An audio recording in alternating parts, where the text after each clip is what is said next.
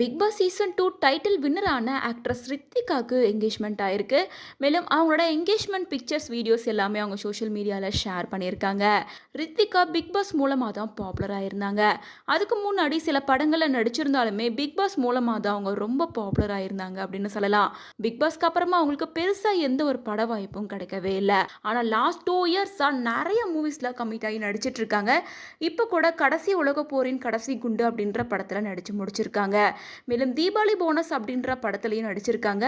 ரீசெண்டாக கூட 11 படத்தில் நடிச்சிருந்தாங்க. அதை அதர்வா கூட டிஎன்ஏ படத்துலையும் நடிச்சிருக்காங்க. அடுத்தபடியாக தி ப்ரூஃப், பரமன் அப்படின்னு பல படங்களில் நடிச்சிட்டு வராங்க. அது மட்டும் இல்லாமல் இப்போ வெப் சீரிஸ்லேயும் ரித்திகா கமிட் ஆகி நடிச்சிட்டு இருக்காங்க. இந்த நிலையில தான் ரித்திகா ஹாப்பியான நியூஸை ஷேர் பண்ணியிருக்காங்க. அவங்களோட ரொம்ப நாள் பாய் ஃப்ரெண்டான வினோத் லக்ஷ்மன் அப்படிங்கிறவங்கள தான் மேரேஜ் பண்ண போறாங்க. இப்போ இவங்களோட என்கேஜ்மெண்ட்டும் நடந்து முடிஞ்சிருச்சு. கப்பிள்ஸ் 2 பேரும் ரிங் மாத்திக்கிறாங்க. ஸ்பெஷலா அந்த ரிங்ல வந்து ரித்திகாக்கு ரி, அதே மாதிரி வந்து வினோத் லக்ஷ்மன் அப்படின்றதுக்கு வி அப்படின்னு மென்ஷன் ஆயிருக்க மாதிரியான ரிங்கை ஷேர் பண்ணியிருக்காங்க.